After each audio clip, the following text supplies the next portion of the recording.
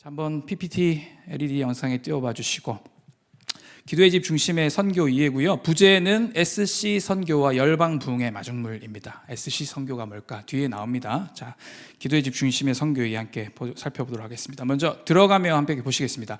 박후정 목사님께서 1차원적 선교, 2차원적 선교, 3차원적 선교를 종종 말씀하셨는데 기억나신가요?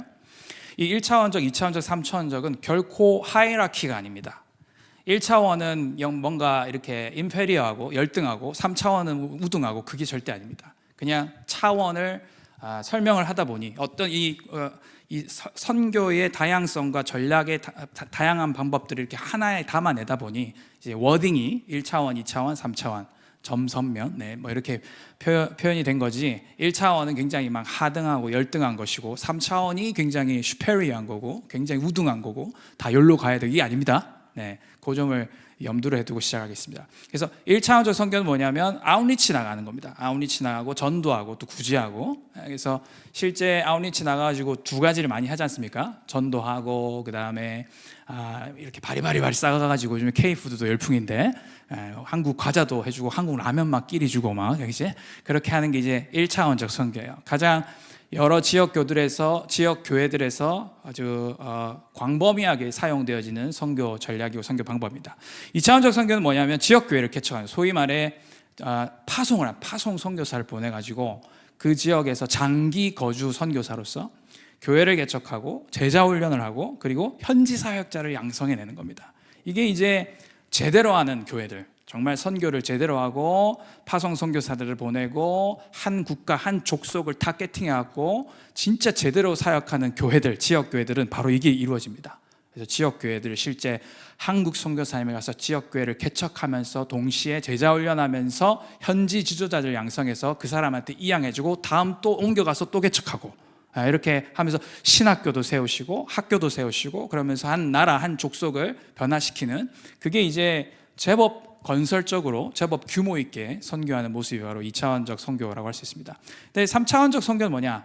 우리는 이제 1차원도 할 거고 2차원도 할 겁니다. 근데 우리가 TCC만이 할 수 있는, 박호정 목사님의 부어주신 하나님의 은총과 페이버로, 또 우리 공동체에 부어주신 그 어떤 하나님의 은혜로 말미암아 감당할 수 있는 3차원적 선교가 뭐냐면 바로 기도의 집 개척 선교입니다. 그거를 이제 담임 목사님은 총공장이라고 하는데 이제 그 무기공장으로 하겠습니다. 무기공장 짓기 사역이다 그럽니다. 그래서 1차원, 2차원은 우리가 만들어준 무기를 갖고 갑니다. 막 쏩니다. 막 전통 무용하고 삐리리 말하면서 전통 막 쏘고 우리 스타일로 막 기도하고 예배하고. 그때 소시적에 2010, 11년, 12년 제가 청년 시절에 그 청년부에서 장익주 목사님이 막 디렉터하고 있을 때, 이럴 때 일본 후쿠오카 아우니치 가가지고 한 게 뭐냐면 신사 들어가서 예배하기, 뭐 이런 걸 했다. 신사 들어가서 예배하기, 신사 가서 소리치기, 예수 그리스도가 왕이시다, 예수 사마가 하면서 그런 이제 굉장히 지금으로 보면은 약간 좀 너무 레디컬하고 과격한 그런 선교 방식을 취했죠. 그래서 우리가 갖고 있는 총으로 화력 시위를 하는 거예요. 바바바바바바바바. 2차원적 선교도 어떤 부분, 그런 부분들이 있습니다. 근데 이제 물론 무기공장 짓는 게 2차원적 선교를 제대로 하는 교회들은 이게 이제 포함이 됩니다. 왜냐하면 현지 지도자들을 양성하고 신학교를 또 운영하고 이런 거기 때문에. 근데 이제 무기공장 짓기가 뭐냐면 그들에게 총을 만들 수 있는, 머신건을 만들 수 있는, 핵 미사일을 만들 수 있는 그 기술을 전수해 주는 거예요. 이해되신가요? 그게 바로 기도의 집 개척인 거예요. 그냥 현지인들이 기타 한 번만 끌고도 핵폭탄보다 더 큰 주님의 임재가 오게 하고, 현지인들이 그냥 무릎 꿇고 기도만 하면 핵폭탄급보다, 수소폭탄급보다 더 큰 주의 영광이 오게 하고. 그게 이제 무기를 그냥 우리가 만든 걸 주는 게 아니라 이들 스스로 현지화하고 상황화해갖고 무기 공장을 만들어주는 거. 이게 이제 3차원적 선교예요. 그래서 이 3차원적 선교를 위해서는 SC 선교사가 좀 양성이 되어져야 됩니다. 이 부분이 이제 저희가 어떤 부분 약간 신학적으로, 선교학적으로 이제 가져가는 부분이거든요. 자, SC 선교 개념과 유래를 볼 텐데, 이거는 출처가 이연모 교수님이 기고문 한 걸 발췌한 거, 국민일보에 써 있고 경연전략연구소 이렇게 돼 있는 건데 함께 보도록 하겠습니다. 자, SC가 뭐냐면 스트래티지 코오디네이터입니다. 전략적 코디네이터, 그게 이제 SC입니다. 자, 읽어보면 SC 선교사란 개념은 1986년 미국 남침례교회 선교부 IMB라 그러죠. 네, IMB가 선교 연구팀에 의해 제시된 비거주 선교사에서 유래합니다. NRM이라고 그러는데 이게 Non Residential Missionary라 그래요. 거주 선교사의 반대 개념이죠. 비거주 선교사. 근데 비거주 선교사는 직접적인 현장 사역보다는 현지의 영적 필요를 조사하고 선교 자원의 활용을 도우면서 현지 자원이 부족할 경우에 다른 국가나 지역에 가서 필요한 부분을 동원시켜요. 그리고 현지에 공급하는 교량 역할, 브릿지 역할을 해요. 그게 비거주 선교사가 하는 일입니다. 그래서 전략적 동원 사역자를 SC 선교사라고 그래요. 한국에는 90년대 초에 미 남침례교 선교사에 의해서 비거주 선교사라는 개념이 처음 소개됐고 94년도에 데이빗 게리슨의 비거주 선교사가 번역 출판되면서 더욱 알려지게 됐습니다. 그래서 지코이 대회 박 목사님 이런 이제 대회 이름 자주 이야기하시잖아요. 그런 데서 막 이제 소개되고 이게 이제 NRM이라고 하는 비거주 선교사 개념입니다. 근데 이게 비거주 선교사라는 개념이 전통적 선교사들에게 굉장히 부정적 인상을 주는 거예요. 전통적인 선교사님들은 거주 선교사님들. 그러니까 거주하면서 현지에서 언어 습득하고 현지에서 살아내는 선교사님들이 볼 때는 비거주 선교사는 선교사가 아닌 것처럼 보이는 굉장히 부정적인 어떤 피드백을 얻게 된 겁니다. 그래서 호칭을 SC, Strategic Coordinator 선교사로 이제 바꾸게 된 겁니다. 그래서 비거주가 이게 B라는 게 None이라는 게 부정적인 워딩이 쓰여졌으니까 그것보다 언어를 순화하고 그들이 하는 역할을 네이밍하기를 SC, Strategic Coordinator라고 바꾸게 된 겁니다. 이에 따라 SC 선교사는 선교 자원의 재분배 외에 특정 미전도 종족이나 지역에서 교회 개척 배가 운동을 시작하고 성장하도록 전략 수립해주고 수행하는 그런 책임을 진 선교사를 일컫습니다. 그래서 SC 선교사는 한 나라에 국한되지 않아요. 여러 나라를 돌아다닙니다. 그리고 한 나라의 자원이 부족하다 그러면 아까 앞에 나와 있는 글처럼 어떻게 한다고요? 다른 나라의 자원을 끌어다 오는 거예요. 그 브릿지 역할을 하는 거예요. 어떤 부분 팔복의 칠복과 같은 화평케 하는 자와 같은 그러한 역할을 하는 게 바로 SC 선교사입니다. 계속 읽겠습니다. 즉 SC 선교사는 연구조사, 전략수립, 동원, 조정, 교회 개척 운동 등 일련의 지표를 만드는 것에서부터 한 종족의 상황을 조사 평가하는 작업 등에 이르기까지 전천후 역할을 감당하는 거예요. 그래서 SC 선교사가 뜨면 전체를 코디네이팅하는 거예요. 지금 이 나라에 예를 들어 일본이다. 그러면 일본의 선교사 인원이 몇 명이 되고 현재 일본 선교를 위한 전략이 어떠하고 교단들이 어느 정도 유입되어 있고 지금은 스테이지가 한 이 정도니까 SC 선교사가 봤을 때 그리고 본부의 요청에 의해서 지금은 이러이러한 사역들이 진행되어져야 할 것 같습니다. 라고 현지 선교사님들과 현지 사역자들에게 전략을 펼쳐 보여주는 거예요. 그리고 그 전략을 펼쳐 보이고 그것이 실제 실행될 수 있게끔 자원도 끌어다 주고 인원 동원도 해주고 실제 기획도 해주고 그러고 치고 빠지고 하면서 선교가 되어지게 하는 거예요. 이해되신가요? 이런 부분들이 없으면 지역 교회에만 함몰될 상황이 있거든요. 근데 SC 선교사가 뜨면 지역교회와 네트워킹이 되고 연결돼서 유기적인 바디가 만들어지고 그걸 통해 한 나라의 영적 공기를 바꿀 수 있는 부흥의 전략이 풀어질 수 있다는 거예요. 이해되신가요? 그게 바로 SC 선교사입니다.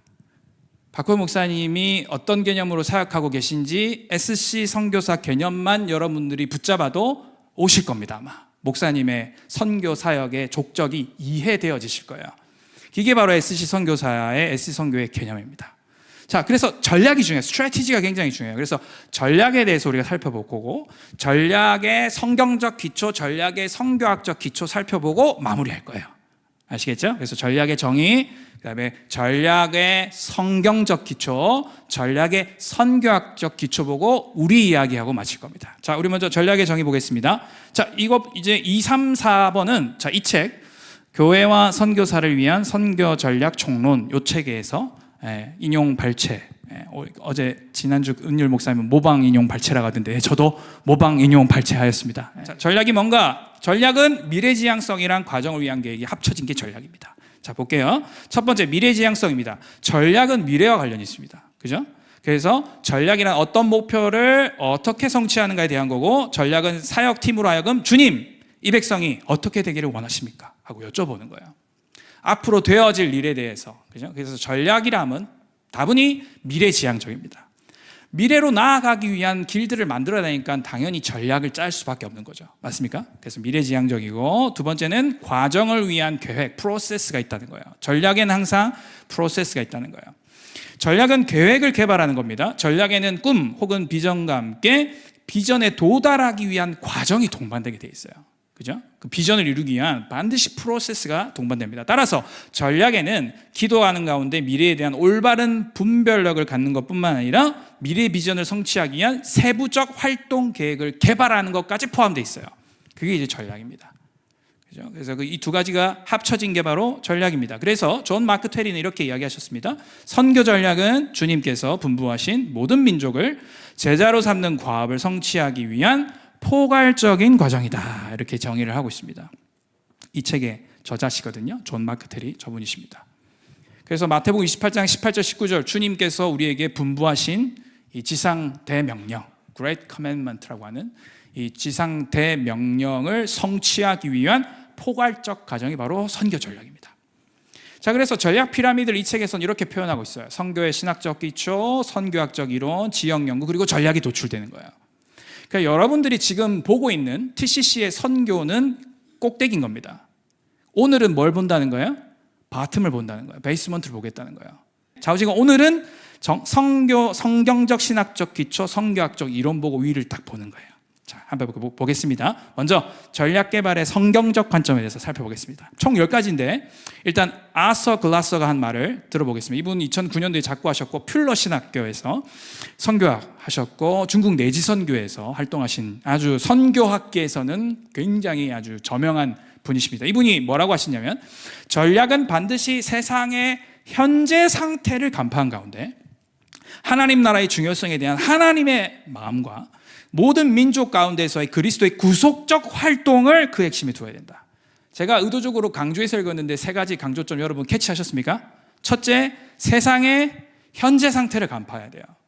시세를 분별할 줄 알아야 된다는 겁니다. 시대를 분별할 줄 알아야 되고 그 민족, 그 족속, 그 나라의 현 상태를 간파하는 가운데 두 번째, 하나님의 마음이 와야 돼요. 하나님의 마음이, 하트가 부어져야 돼요. 그죠? 하트가 부어져야 돼요. 그리고 세 번째, 그리스도의 구속 활동, 그죠? 구원 사역, 십자가와 부활, 이것이 반드시 코어 밸류의 핵심에 있어야 된다가 바로 아서 글라서가 내린 전략에 대한 정의입니다. 그래서 이러한 정의 가운데 우리가 이제 성경적 관점 10가지를 살펴볼 텐데 미래 상황, 청지기, 성공의 의미, 계획자, 주권자, 교회, 지혜, 지상명령, 성령인동 총 10가지입니다. 자, 우리 빠르게 살펴보겠습니다. 첫 번째, 미래 상황에 대하여 전략을 개발하는 활동은 미래지향적 과업입니다. 그죠? 전략을 개발하겠다는 생각 자체가 미래를 내다보고자 하는 시도라고 볼 수 있죠. 맞습니까?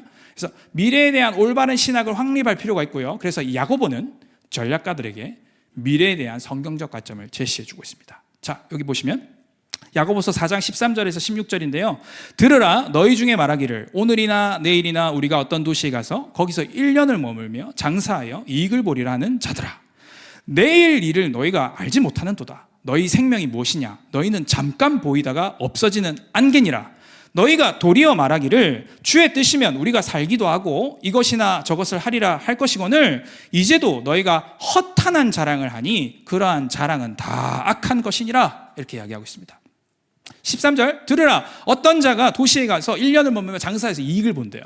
근데 그 이익을 보려고 하는데 중요한 건 뭐냐면 15절, 주의 뜻이면 하고 주의 뜻을 물어야 되는데 주의 뜻을 물어볼 마음이 없는 거예요. 그냥 이익만 보려고 앉아 있는 것입니다. 그것이 16절에 말씀하기를 허탄한 자랑이다라는 거예요. 허탄한 자랑이다. 그래서 이 부분에 대해서 책에서 어떻게 풀고 있냐면 야고보 시대의 상인들의 문제는 뭐냐면 미래에 대한 계획을 개발한 죄가 아니고 오히려 이윤을 창출하고자 했던 그들의 전략에 무슨 뜻이 반영 안 됐다고요? 주님의 뜻이 반영이 안 돼 있다는 거예요. 그게 범죄다, 죄다. 그래서 계획을 개발하는 것이 잘못된 것은 아닌데 주님의 뜻이 모든 전략과 생각을 지배해야 된다. 이게 바로 전략가들이 반드시 알고 이해해야 되는 부분이라는 거예요. 그죠? 그래서 미래에 대한, 아까 첫 번째 말한 것처럼 미래 상황에 대한 것이기 때문에 미래 상황에 있어서 주님의 뜻을 귀히 여기는 것, 그것이 너무너무 중요하다라는 것입니다. 두 번째는 청지기의 사명입니다. 선교 전략의 문제는 청지기 직분의 문제이기도 합니다. 청지기 직분은 주님께서 공급해 주신 사람, 시간, 재능, 은사, 기회 등의 사용과 관련이 있습니다. 사용과. 그래서 하나님 나라의 백성은 열방을 주님께 인도하기 위해 위탁받은 모든 자원들에 대한 선한 청지기 직분을 감당해야 한다는 신학적 기초 위에 선교 전략이 세워져야 되는 거예요. 그죠? 청지기라는 거예요. 나는 주님이 이 일을 위탁해서 하는 사람이다. 주님이 우리 교회에 스리랑카를 위탁하셨기 때문에 하는 일이다. 우리 사역, 내 이름, 우리 단체 이름을 알림이 아니라 주님이 의탁하셨다. 사실 이거는 주님의 일이다. 그것이 이제 청지기적 사명이라는 거예요. 그러한 성경적 기초가 없이 선교 전략이 나오고 이러한 청지기적 사명 없이 선교가 시작되면은 자칫 아웃리치가 여행이 돼버리고 자칫 선교가 해외의 어떤 중요한 핀포인트를 찍고 다니는 자아실현이 될 수 있는 거예요. 분명한 청지기적 사명을 갖고 선교 전략을 짜 나갈 때에 인간화, 인본주의화 되지 않고 신본주의적 선교가 이루어진다는 거예요. 아멘. 그 부분을 이야기합니다. 세 번째, 성공. 우리는 종족 집단들 가운데 복음의 의미 있는 진전을 볼 수 있어야 되는데요. 우리는 선교를 위해 성경적인 방법을 사용해야 됩니다. 우리는 많은 열매를 맺고 제자를 삼는 삶을 살아야 됩니다. 이러한 이유들과 주님의 또 다른 기대들로 인해 지속적으로 목표를 성취하지 못하는 전략가들은 그들의 전략과 방법을 신중하게 재검토해야 됩니다. 만약 어떤 방법이 효과가 없으면 수정해야 됩니다. 그죠? 그래서 분명히 열매의 문제. 이것도 박근홍 목사님이 종종 말씀하셔서 여러분 기억나시죠? 하나님은 열매 부분에 있어서 굉장히 심각하시다. 시리어스하다고. 그래서 열매를 맺고 제자를 삼는 삶이 분명히 있어야 된다. 전략을 짤 때. 내가 전략을 짰는데 열매가 안 나는 전략을 짠다. 내가 전략을 짰는데 그 전략을 통해 제자가 안 만들어진다. 그러면 그 전략은 수정되어져야 되는 것입니다. 맞습니까? 그래서 분명히 성공에 대한 열매에 대한 부분이 있다는 겁니다. 자, 그렇다면 성공의 의미는 뭘까? 하나님의 부르심에 대한 순종, 부르심에 대한 충성이 곧 뭐라고요? 성공이라는 거예요. 아멘. 우리가 열매 내지 않는 그런 부분들도 분명히 있지만 하나님께서 이 일에 대해서 이것 해라 해서 순종했어요. 순종했는데 열매가 안 나는 것처럼 보일 수가 있습니다. 그러면 열매가 안 나는 모든 것은 다 실패했다고 말할 것인가? 그건 아니라는 거예요. 분명 성공의 측면에 있어서는 열매를 내고 제자를 삼고 수량적인 부분도 있지만 성공의 진정한 의미는 사실 순종이라는 거예요. 그 부분에서 이제 너무 성공해서 혹시나 우리 J. 마크 테리와 J.D. 페인이 읽는 독자가 오해하실까봐 이걸 넣으신 것 같아. 그래서 어떤 사람들은 척박한 땅에서 주님이 섬겨야 되고요. 이러한 부르심은 오늘날에만 필요한 게 아니라 역사와 성경에서 수많은 선례들이 있을 수 있습니다. 예레미야는 사실 성공적이었습니까, 여러분? 눈물의 선지자인데 그가 함께 뭐 어디 있습니까? 그죠? 지금 실패한 겁니까? 아니에요. 그는 순종함으로 하나님 나라의 성공한 성공자입니다. 9월 2일 27세의 토마스 선교사는 평양 대동강변에서 죽임을 당했습니다. 야소라는 외침을 마지막으로 그는 참수 직전 구경하던 조선 사람들에게 성경을 던져주었습니다. 토마스 선교사가 순교하기 전 조선인들에게 전해주었던 한문 성경은 여러 방법을 통해 많은 사람에게 전달되었습니다.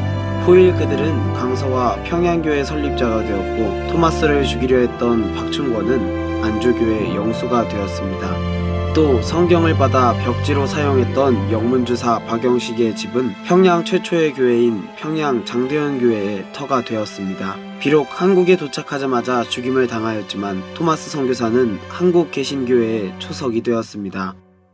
그의 순교의 피가 뿌려진 대동강물은 그 물을 마신 많은 평양 주민에게 영생의 물이 되었고 평양은 한국교회의 중심이 되었을 뿐만 아니라 세계 교회 역사상 가장 큰 부흥이 일어났던 평양 대부흥의 기초가 되었습니다.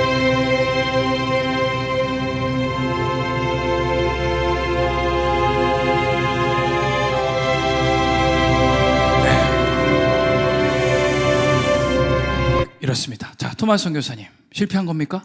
아니에요. 그렇지 않다는 거예요. 그가 이 젊은 선교사가 한국에 뿌린 순교의 피로 말미암아 평양 대부흥이 일어난 거예요. 할렐루야.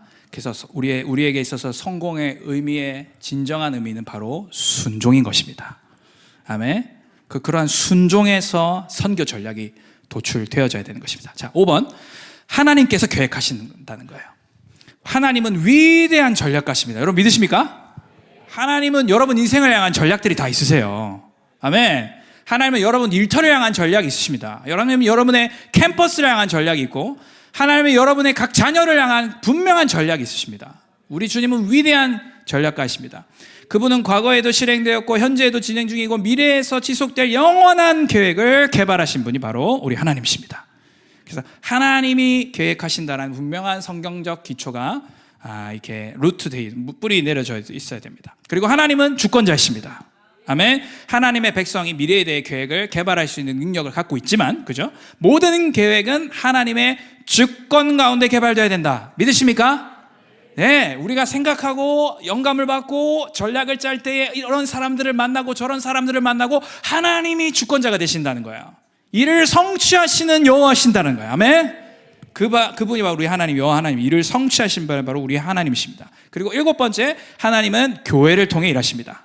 아멘. 그분의 주권적 계획 가운데 하나는 하나님 나라의 복음이 교회의 사역을 통해 전파된다는 거예요. 주님은 전략을 수행하실 때 반드시 교회를 통해 하십니다. 그래서 우리 키퍼슨에서 이런 거 배웠죠. 따라합시다. 하나님이 우리를 통해 하나님이, 기억나십니까? 하나님은 교회를 통해 하나님이 일하십니다.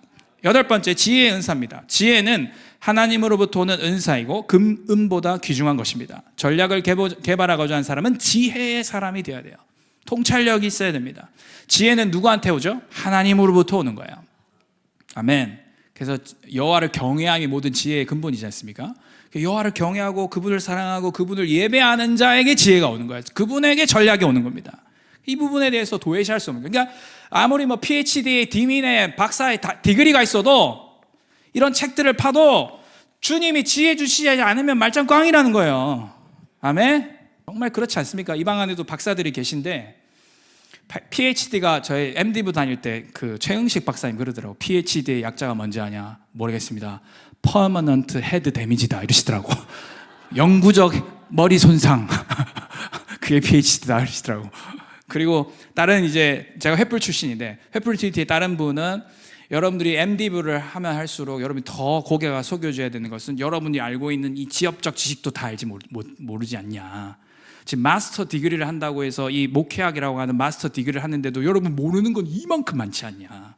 그 디그리를 하면 할수록 여러분 더 겸손해지셔야 된다. 이런 이제 가르침들 교수님을 통해서 받았었습니다. 좌우지간 아무리 학력과 가방끈이 길다고 해도 주님으로부터 오는 지혜로 전략이 나오는 거예요.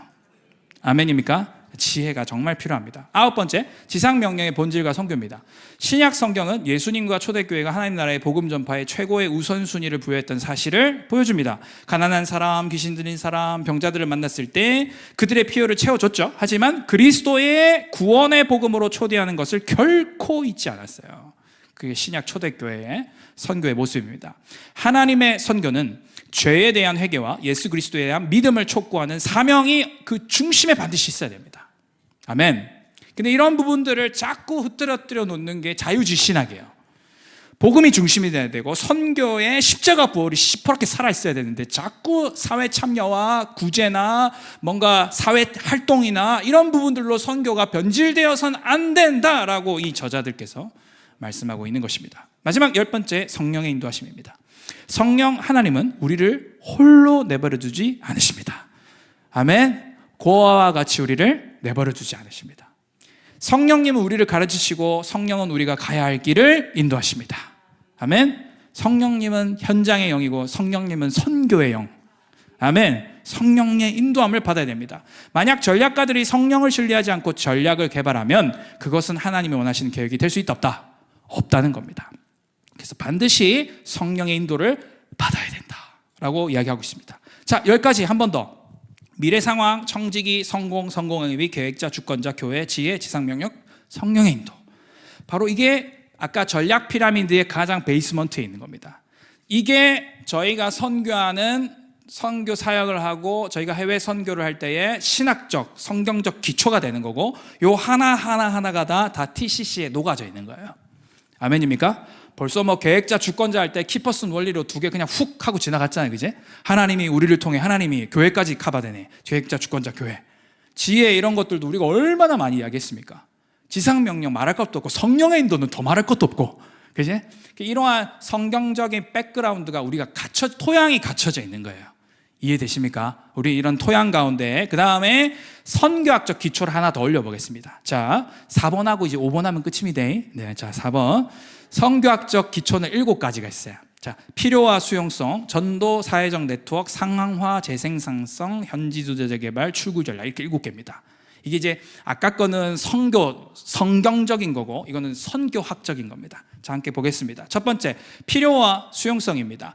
교회는 복음의 메시지에 대한 수용성에 상관없이 모든 사람에게 복음을 전파하는 사명을 갖고 있습니다. 맞습니까? 모든 자에게, 그죠? 복음을 증거해야 합니다. 전략이 어떤 특정한 민족이나 집단을 배제할 수는 없는데요. 전략은 다음과 같은 질문을 통해 교회로 하여금 이 한정된 자원을 어떻게 지혜롭게 사용할 수 있을까를 생각하게 됩니다. 그 질문은 뭐냐? 이 국가에서 우리가 어디에서부터 시작할지에 대해 알 수 있게 해주는 복음에 대한 수용성이 가장 높은 곳은 어딜까? 분명 복음은 모든 자에게 증거되어야 되고 복음은 모든 사람들에게 차별 없이 선포되어야 되어지는 것이지만 우리가 전략을 수립함에 있어서 바로 이러한 질문을 가질 때 우리가 예를 들어서 스리랑카를 선교한다.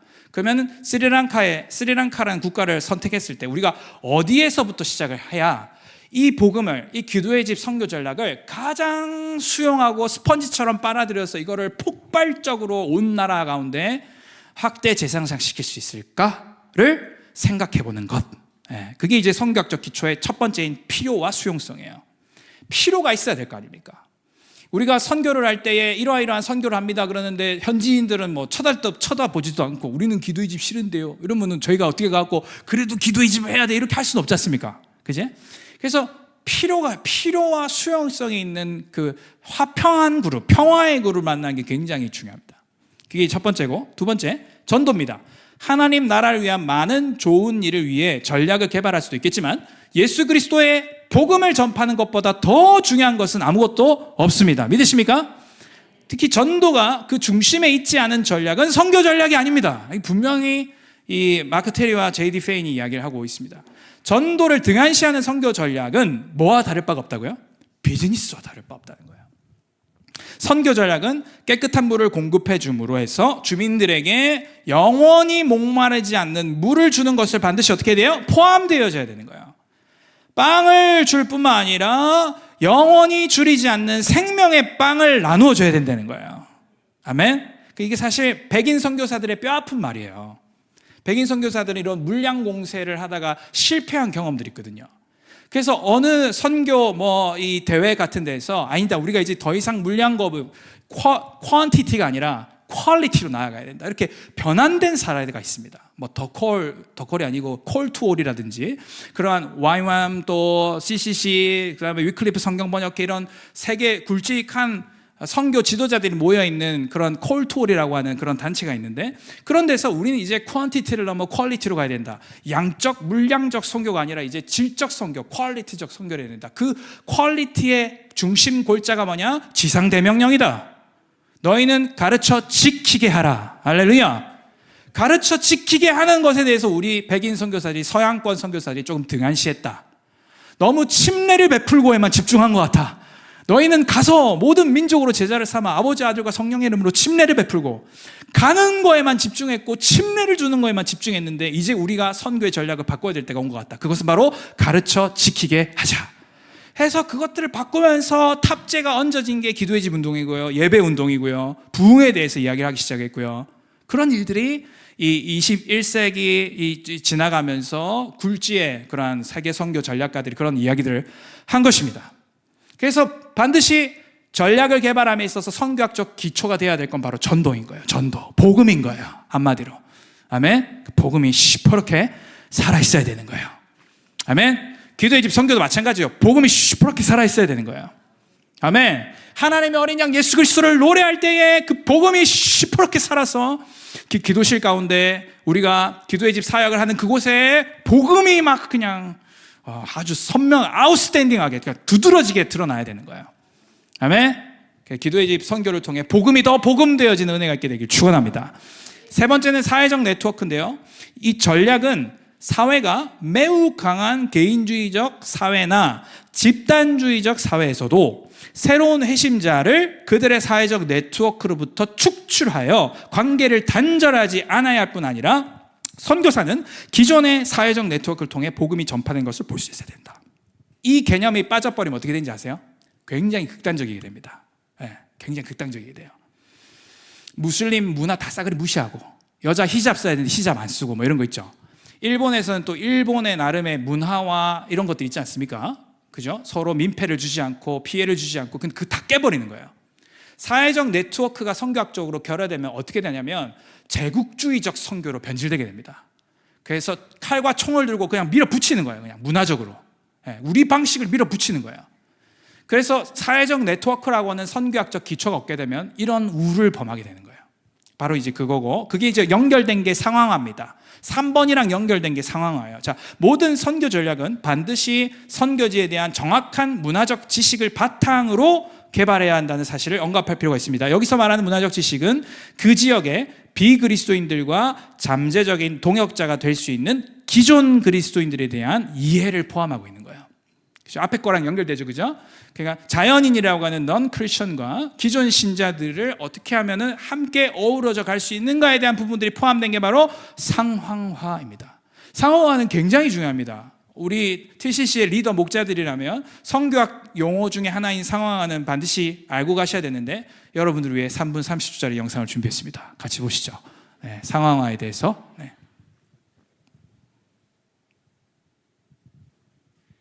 GMTV에서 유튜브에서 보았습니다. 복음은 어떤 문화에도 예속되지 않는 초문화적입니다. 그러나 복음은 다양한 문화의 옷을 입고 각 문화 안으로 들어갑니다. 중국 선교의 아버지라고 불리는 허드슨 테일러. 그는 중국인들에게 복음을 전하기 위해 그들의 문화 안으로 들어갔습니다. 중국인과 같은 언어로 말하고 중국인과 같은 옷을 입고 중국인과 같은 머리를 하여 복음이 서양의 것이 아님을 보여주려고 했습니다. 이런 그의 시도는 당시 동료 선교사들에게 큰 충격을 줬지만 허드슨 테일러는 중국에서는 중국 옷이 가장 편하다고 말하며 현지의 적절한 방법으로 복음을 전하기 위해 선교사는 그들과 같아져야 함을 보여주었습니다. 복음을 전하기 위해 그들의 문화 안으로 들어갔던 허드슨 테일러에게 현지인들이 붙여준 별명은 파란 눈의 중국인이었습니다. 적절한 상황화를 이룬 허드슨 테일러는 수많은 사람들을 그리스도께로 인도하며 중국 선교의 길을 만들었습니다. 이방인의 사도로 부름받은 사도 바울, 그는 복음을 위해 여러 모습이 되기를 마다하지 않았습니다. 유대인들을 구원하기 위해 율법을 따르고 이방인들을 구원하기 위해 율법을 버리기도 했으며 유대인들에게는 유대인과 같이 이방인들에게는 이방인과 같은 모습이 되어 복음을 설명하려고 했습니다. 그러나 온 세상을 향한 구속적 목적을 이루기 위해 우리의 문화를 가장 먼저 사용하신 분은 하나님이십니다.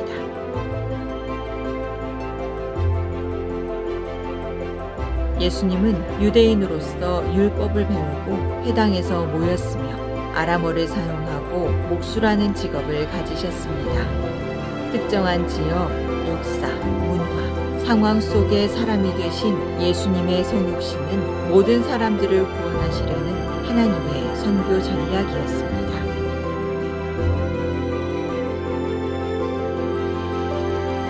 선교지의 상황 안에서 접촉점을 발견하고 그들의 문화 안에서 복음과 연결되는 적절한 의미를 찾아 예수 그리스도를 설명하는 것. 복음의 본래 의미에 충실하되 복음을 선교지 상황에 적절하게 전하려는 노력이 바로 상황화입니다. 그래서 선교사는 먼저 선교지의 문화에 배우는 자로 들어가 그들에 대해 배우는 사람이 되어야 합니다.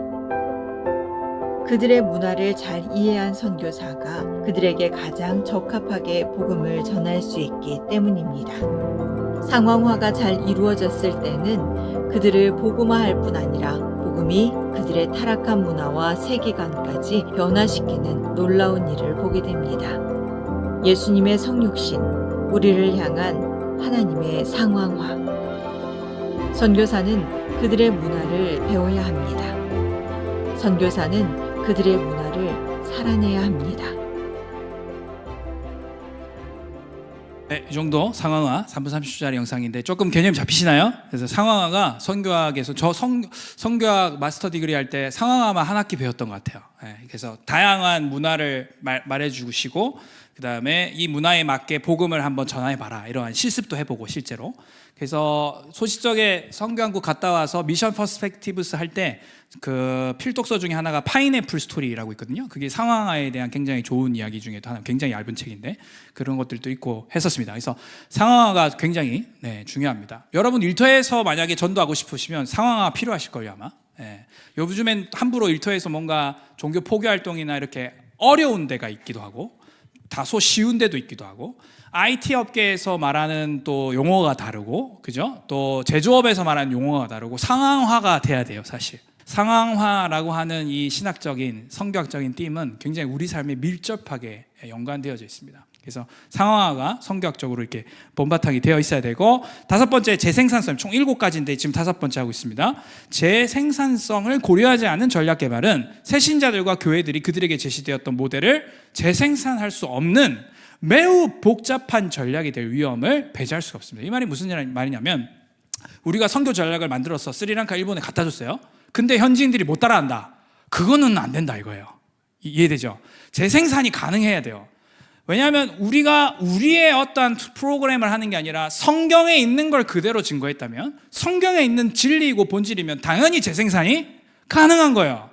복음은 성경 66권에 있고, 그게 복음이 일본 가면 좀 다르고 한국 가면 좀 달라지고 중국 가면 더 달라지고 이게 아니고, 복음은 5대양 6대주 모든 나라에 다 진리이고 하나님의 말씀입니다. 아멘. 그와 마찬가지로 우리의 선교 전략도 이런 재생산이 가능해야 돼요. 말씀에 기반해야 돼요. 아멘. 굉장히 그 중심의 코어 밸류에 복음이 살아있어야 되는 거예요. 아멘. 그 부분을 이야기를 하고 있는 것입니다. 그래서 밑에 하나님의 도우심과 은혜 없이 우리 스스로 배가할 수가 없습니다. 하지만 선교 전략가들은 배가를 또한 염두에 두고 전략을 단순화해야 될 필요가 있습니다. 그래서 복잡하면 따라하기가 어려운 거예요. 복잡하면 단순할수록 따라하기가 쉽고 재생산이 쉽습니다. 여섯 번째, 현지 지도자들을 개발해야 됩니다. 올바른 전략은 추수지에서 일할 지도자를 육성할 방안을 반드시 담고 있어야 돼요. 그죠? 그래서 서구 선교사들의 통제가 지속되는 동안 복음의 역동적인 진보는 거의 일어나지 않았는데요, 식민주의적 사고방식을 버려야 된다라고 백인 목사님 선교학자들이 이야기를 하고 있는 거예요. 굉장히 자성적인 어조죠. 그 부분들을 이야기를 하고 있습니다. 마지막 일곱 번째, 출구 전략이 있어야 된다는 거예요. 이게 뭐냐? 엑시트 스트래티지인데, 전략가들은 또한 선교사 자신이 선교지에서 떠날 계획을 개발해야 된다는 거예요. 떠날 계획. 그래서 선교사가 영구적인 지위를 차지하고 계속해서 영향력을 행사하기보다는 스스로 그들의 사역을 위임하고 물려날 준비를 해야 되고요. 그래서 스테판이라고 하는 신학자는 선교사가 선교지에 들어가기 전에 이미 출구 전략을 마련해야 된다, 이렇게 이야기를 하고 있어요. 그러니까 이미 파송받기 전에 나올 전략까지 다 있어야 된다라고 이야기를 하고 있는 거예요. 이게 성교학적 기초의 마지막 부분입니다. 그러니까 철저히 현지인들에게 위임해주는, 마치 예수님과 같이 3년 반 동안 공생애 하시고, 야, 성령님이 오실 건데 성령님이 내 것을 가르칠 거고, 너희들이 이제 선교에 성령과 함께 선교의 주체가 될 거야. 너희들이 땅끝까지 가야 돼. 이렇게 위임해 주듯이 선교사들도 주님과 똑같은 방법으로, 아멘, 위임할 수 있는 출구 전략까지 만들고 가야 된다는 것입니다. 그래서 이게 총 7개를 봤고요. 자, 이제 마지막입니다. TCC의 전략적 선교를 같이 좀 보도록 하겠습니다. 기도의 직 중심에서, TCC의 전략적 선교 이꼬르 기도의 직 중심 선교입니다. 우리의 전략은 뭐예요? 기도의 직인 거예요. 이해된가요? 네. 아까 그 도표 생각나신가요? 성경적 기초, 그 다음에 전략, 선교학적 기초, 그 다음에 지역 연구, 그리고 전략이 도출되지 않습니까? 그죠? 이제 윗부분, 지역 연구랑 전략 부분을 같이 볼 건데, 우리 교회의 전략적 선교는 뭐라고요? 기도의 직 중심의 선교인 거예요. 사례가 여러 가지가 있는데, 국가 단위로 움직인 거, 일본, 스리랑카, 이 두 개를 가지고 왔습니다. 이 외에도 필리핀도 있고 사실 제법 좀 있는데, 가장 어떤 부분 성공 사례 내지는 국가 단위로 움직인 사례이기 때문에 갖고 왔어요. 자, 여기 짜잔, 일본이고 스리랑카입니다. 일본에 우리 목사님 다 목회자들이시고, 여기 미야자키에서 한번 게더링을 한 적이 있거든요. 미야자키에 어떤 그 팔각정이라고 하는 어떤 그게 있었는데, 일본의 군국주의적 물결이 막 움직임을 일본의 젊은 목사들이 느꼈고, 함께 뚫어내고 돌파해야 된다. 그래서 그 팔각정이 있고 거기에 있던 어떤 스토리들이 있더라고요. 거기서부터 뭐 이렇게 전쟁의 신이 이렇게 발출되고 이런 일본의 어떤 신학적, 일본의 어떤 그런 사상이 있더라고요. 거기 가가지고 같이 막 이렇게 예배하고 박 목사님 초청해가지고 그렇게 미야자키에서 한 겁니다. 요게 이제 스리랑카 박 목사님 그 해외 선교 사역 안식하시기 전 2017년도 겁니다. 모든 사역을 다 마치고 샤시 목사님과 함께 콜롬보의 한 바닷가 앞에서 그 커피를 한잔하고 사진을 같이 찍은 겁니다. 그게 이제 이겁니다. 자, 일본부터 볼 건데, 일본의 8개 도시를 박 목사님과 팀이 순회하면서 일본에 막 불을 지피면서 막 기도의 집을 세워야 된다. 교회가 기도의 집이다. 기도의 영을 받아라. 예배자들이여 일어나라. 이거 한 거예요, 이거. 그래서 요 밑에가 제가 이제 이그나이트 재팬 중에 오키나와를 갔었거든요. 기도의 집에 대해서 배워가고 어떻게 하면 목회적 적용을 할 수 있을지에 대해서 배워가고, 이제 이런 일들이 막 이제 일어나요. 그러면서 이그나이트 재팬도 하고, 지금은 이제 코로나 지나면서 이제 시들시들해져가는 어떠함이 있어가지고 목사님이 아마 내년이나 내후년에 한번 또 일본 열도를 다 이제 그 돌파하시면서 또 한번 하시지 않을까 싶어요. 그래서 아직 그 불은 아직 꺼지지 않았습니다. 우리 일본 형제 목사님들이 여전히 각 도시에서 오사카, 도쿄, 오키나와, 미야자키, 삿포로 이런 데서 굉장히 기도의 집, 기도와 예배와 기도로 계속 사역들을 감당하고 있어요. 그래서 이것이 저희가 그 기도의 집 선교, 전략적 선교를 한 사례입니다.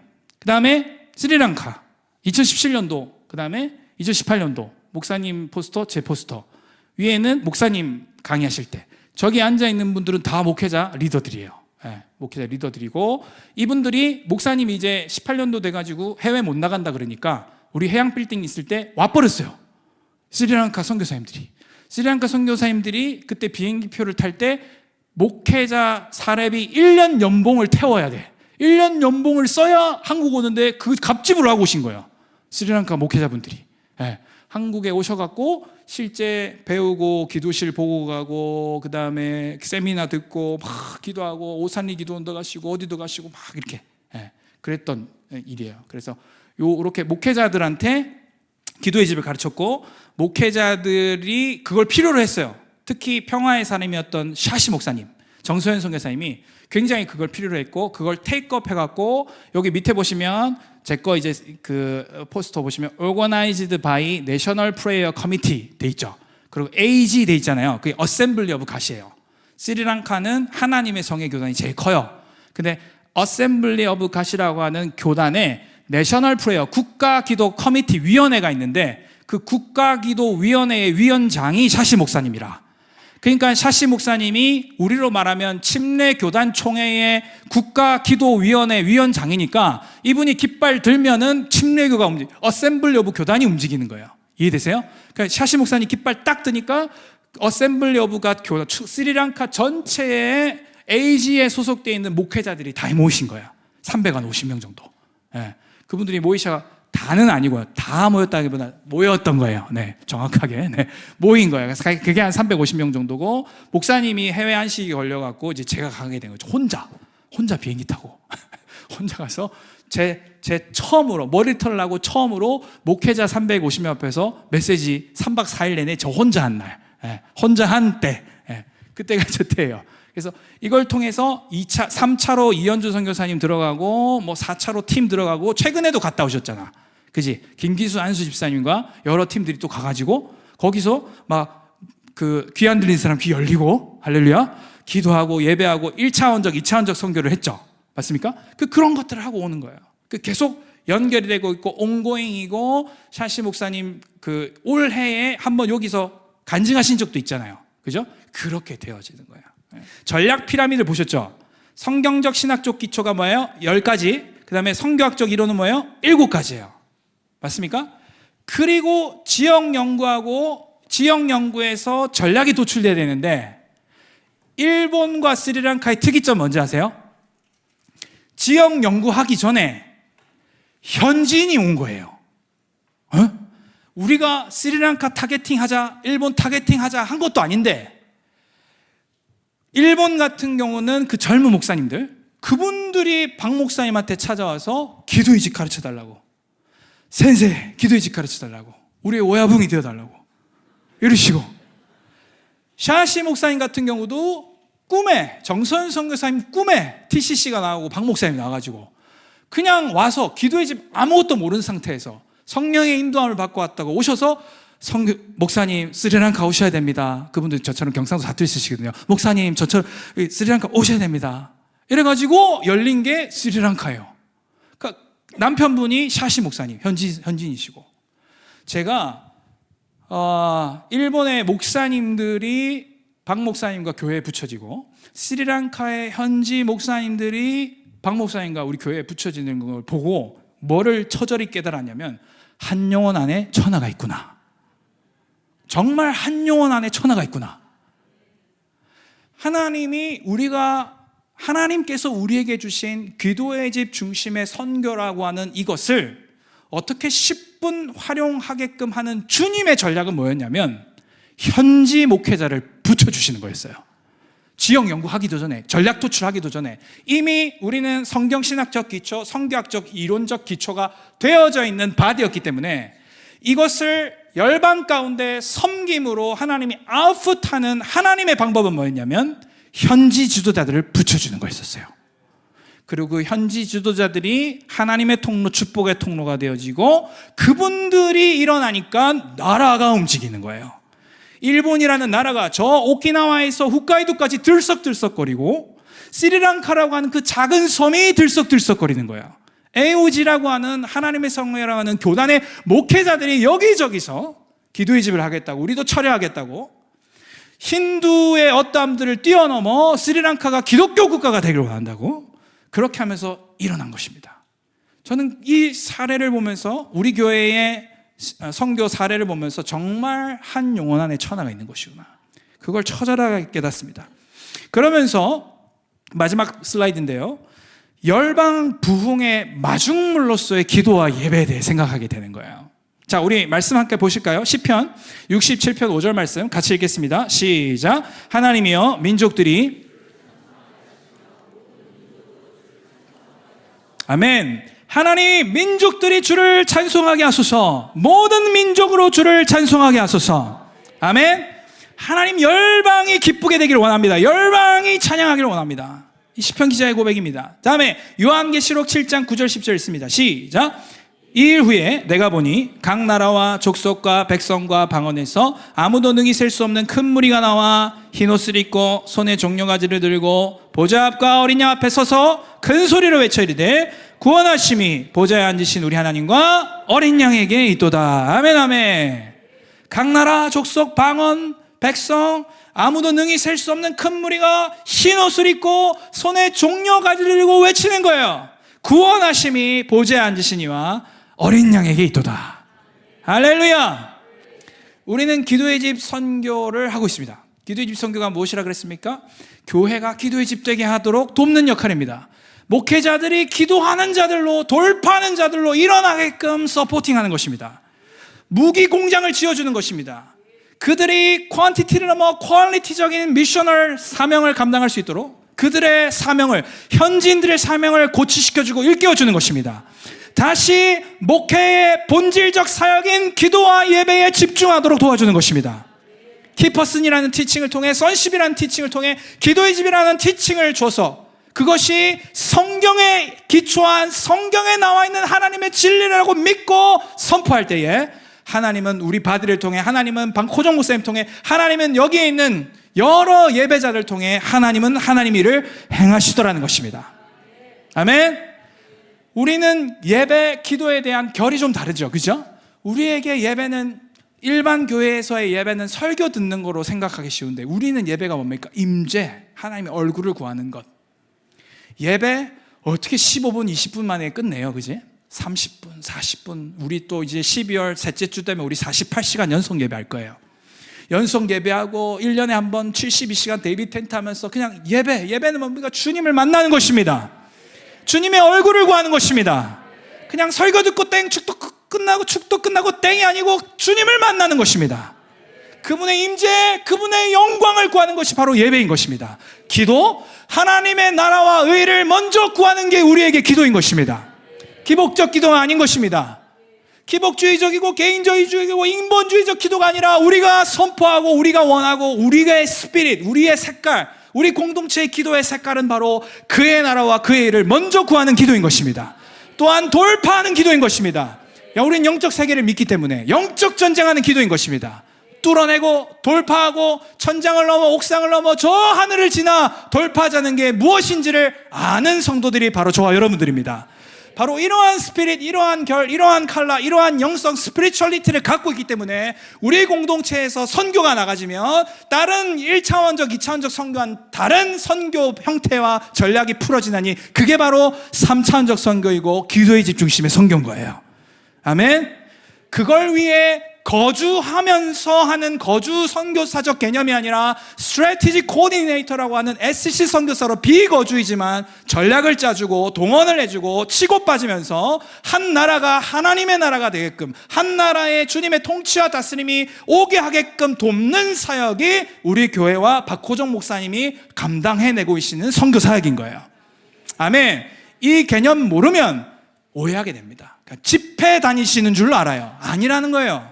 이 개념이 들어오고 SC 선교의 개념이 들어오고 우리가 호주를 가고 뉴저지를 가고 스리랑카를 가고 일본을 가고 필리핀을 갈 때에 선교사들이 뜨고 청년 선교팀이 뜨고 그들이 갖고 있는 은사를 10분 활용하되 반드시 그 중심에는 복음이 있고 기도가 있고 예배가 하는 이유는 우리 공동체 안에 아까 그 전략 피라미드 이게 다 녹아져 있는 거예요. 이해되신가요? 10년 동안 축적된 아니 우리 교회가 파송되기 전부터 기도의 집이 2009년부터 시작됐는데 그 2009년도부터 시작됐는데 그때부터 우리 가운데 이렇게 형성되어져 있는 DNA와 스피릿과 우리 가운데 형성되어져 있는 스피리추얼리티가 쌓이고 겹겹이 쌓여서 이것들이 이제 열매처럼 나타나고 있는 것을 지금 여러분들이 보고 계신 거고 이 유업을 이 방 안에 있는 3040들이 반드시 취하셔야 되는 것이고 이 방 안에 있는 5060들이 계속 백업하고 함께 동참해 주시면서 이것이 끊기지 아니하고 1020들에게 흘러갈 수 있게끔 하는 것. 그게 우리 교회가 미셔널 처치가 되고 선교하는 교회가 되고 우리 교회가 1차원적, 2차원적을 넘어 3차원적 선교라고 하는 TCC만의 유니크한 선교 전략을 지속해 나갈 수 있는 핵심인 것입니다. 이해되십니까? 이 연사, 이것을 외치러 이 방에 온 것입니다. 할렐루야. 아멘. 여러분 이러한 전략들이 여러분 가운데 부어지게 되길 축원합니다. 열방 부흥의 마중물로서의 기도와 예배 여러분 기대하십니까? 여기 있는 예배팀이 오늘 공교롭게 이상 목사님도 중보선교사 출신이고 오늘 기도 코디했던 신동철 목사님도 중보선교사 출신입니다. 다음 주에 파송받을 이요셉 선교사님도 우리 스텝으로 KNMC에서 헌신했던 분이 이집트로 파송받아 나가십니다. 이제 10년이 지나니까 우리 몸 안에서 길러진 중보 선교사 출신들이 실제 해외 장기 거주 선교사들로 파송되고 있는 시점들을 지금 여러분들이 보고 계십니다. 근데 이게 단타적으로 끝날 게 아니라 앞으로도 우리 청년 중에 WMTC 훈련받을 인턴으로 단기로 훈련받을 청년들도 지금 준비되어져 가고 있습니다. 여러분 우리가 선교를 한다는 것, TCC가 선교를 한다는 것 그것은 1차원적, 2차원적 선교뿐만 아니라 3차원적 선교도 한다는 것 오늘 우리 셀리도와 목자들이 분명히 이해하시게 되길 축원합니다. 그리고 박호준 목사님이 열방을 경영하시고 열방의 기도의 집들을 세팅하시는 것이 결코 인간적인 어떠함이 아니라 성령의 인도함을 받아 주님이 가라고 하신 것에 가서 그곳에서 기도의 집을 개척하고 예배자를 일으키고 스트레치, 엑시 스트레치까지 다 생각하면서 가신다는 거 저는 가까이에서 보잖아요. 한 나라에 들어가서 그 나라의 키맨을 찾아내고 그 키맨이 기도의 집을 테이크업해서 그것을 감당할 수 있게끔 서포트하고 지지해주고 때로는 한국으로 불러서 세미나를 해주고 다시 돌아가서 그걸 할 수 있게끔 도와주고 중요한 건 그 사람의 마음이고 그 사람이 만약 나 하기 싫어요 그러면 더 이상 박호정 목사님도 해줄 수가 없는 교회도 더 이상 해줄 수가 없는 거예요. 교회의 선교위원회도 더 이상 그 사람을 그 동공체를 그 단체를 지원해 줄 수가 없는 거예요. 근데 만약 그 사람이 숫자가 여전히 늘지 않고 여전히 미미하고 여전히 한두 명으로 감당한다 하더라도 의지만 있다면 거기가 한 명이 있든 두 명이 있든 끝까지 지지해 주는 것, 그게 또 우리 의리입니다. 의리. 우리 공동체의 선교의 또 하나의 스피릿 중에 의리입니다. 의리. 놓치지 않는 거예요. 필리핀의 박기한 선교사님, 필리핀의 이현우 선교사님, 우리 교회의 파송 선교사님들이십니다. 그분들의 사역 가운데도 이게 다 녹아져 있어요. 그 필리핀 다음 세대들과 때로는 24시간 예배를 하시고, 그 필리핀 다음 세대들이 이스라엘에 가서 기도할 수 있게끔 후원하고 지지해주고, 여러분 이러한 연결점, 연결고리들이 계속 되어져 오고 있습니다. 이러한 선교적인 어떤 비전, 선교적인 로망스, 선교적인 어떤 흥분됨을 갖고 있는 선교사님들과 우리 지도자들의 중심에는 기도의 집에 대한 하트가 있는 거예요. 아멘. 예배와 기도에 대한 하트가 있는, 그 예배와 기도에 대한 하트는 뭐냐면 부흥의 마중물로서, 열방 부흥의 마중물로서 반드시 기도와 예배가 필요하다. 기도와 예배, 예배와 기도로 땅끝까지 선교할 수 있다. 아멘. 현지 지도자들이 기도와 예배로 깨어나기만 한다면 우리 한국 선교사님들이 들어가서 할 수 없는 더 큰 일도 할 수 있는 게 기도와 예배 능력이다. 그분들이 그분의 언어로, 그들의 멜로디로, 그들의 리듬으로 찬양하고 예배할 때 하나님 일을 행하시더라고요. 스리랑카 가보신 분 아시겠지만 거기 예배 우리 힘듭니다. 이래요. 찬양이 처음부터 끝까지 다 이래요. 오사나리라 람바라밤바라바라밤바라밤바 이래요. 그 우리 어떻게 합니까? 근데 그분들이 임재의 도가니라. 주님이 와 막 울고 난리가 나. 우리는 하나도 임재가 안 되는데 단다라단다란다라란다라라 이러고 있는데, 그나마 일본은 좀 비슷해요. 근데 비슷한데 일본만의 적적함이 있어요. 아우레루 아나타오 시타우 오모이 막 이래, 약간 그런 게 있어. 우리는 막 넘쳐나네 일 안 하고 막 넘쳐나네 막 이러고 싶은데, 우리 한국은 돌파 막 이러고 싶은데, 그죠? 그런 부분들이 있어요. 그러니까 우리는 저거 딱 깨놔도 일본 정서의 노래가 쉽지 않아. 근데 일본 현지 지도자들이 기도와 예배로 무장되고 그들이 성령을 만나고 우리가 성경을 통해 만난 이 진리, 성경을 통해 탑재된 이 기도의 중심의 어떠한 선교들이 그들도 눈을 뜨게 된다면 그들이 기도의 집이 상황화가 되어지고 그들이 기도의 집을 필요로 하고 수용하게 돼서 우리가 하는 것보다 더 폭발적인 일을 한다는 거예요. 아멘. 여러분, 그게 우리가 갖고 취하고 있는 선교 전략입니다. 내년에도 우리 이건영 목사님과 명수전 선교사님 통해서 곳곳에 이제 해외 선교들이 진행될 텐데 그 중심에 이것들이 다 녹아져 있는 거예요. 아멘. 그래서 앞으로 이제 선교가 시작된다, 해외 선교가 시작된다. 우리 셀리도 목자들 관심 가져주십시오. 그리고 나도 그 현장에 있게 해달라는 그러한 간절한 어떤 기도들도 해보십시오. 물론 삶이 빡빡한 거 알고 있습니다. 한번 뭐 해외 가려면 못해도 70만 원, 100만 원 필요하고 연차 내야 되고 쉽지 않은 거 너무 잘 알고 있습니다. 근데 소원함을 가지십시오. 하나님, 저도 TCC가 선교 나갈 때에 TCC 교인으로 있는 동안은 꼭 한 번은 그 선교지 한번 방문하게 해달라고, 기도의 집 선교 경험해보게 해달라고. 그 기도 제목 여러분 한번 가지지 않으실랍니까? 가질 만한 기도 제목이에요. 그렇게 여러분들이 우리 교회가 전략적으로 하고 있는 기도의 집 선교에 대해서 이해하시고, 또 박호정 목사님이 선교 사역들과 해외 선교를 풀어가신 부분에서 여러분들이 기도를 백업해 나갈 때 교회가 더 든든히 세워져 가지 않겠어요? 할렐루야. 목사님이 하는 사역들을 좀 이해가 좀 되시는지 모르겠습니다. 사랑하는 여러분, 오늘 우리 교회 끝까지 선교하는 교회 되십시다. 우리 교회 3대 부르심: 첫째 1세기 교회 회복, 둘째 다음 세대 회복, 셋째 열방의 회복. 우리 교회는 태생적으로 주님이 선교라고 하는 비전을 넣어주셨어요. 근데 그 선교라는 비전이 박호정 목사님에게 부어주신 페이버와 우리 공동체에 주님이 주신 은혜의 어떠함들로 인해서 우리화되어져서 지금 수출되고 있는 상황인 거예요. 이해되십니까? 전 세계 우리처럼 기도의 집 하는데 이제 찾아보기 어렵습니다. 미국도 이제 다 쓰러져 갔고, 사실 아시아 우리밖에 안 남은 것 같아요. 우리가 유니크함을 갖고 있는데 이것이 하나님으로부터 온 것인 것을 믿고 겸손하게 온 성도가 선교하는 것에 있어서 한 마음이 되어져서, 또 선교위원들과 우리들은 또 이 선교가 인간적으로 흘러가지 않도록 잘 감사하고, 그죠?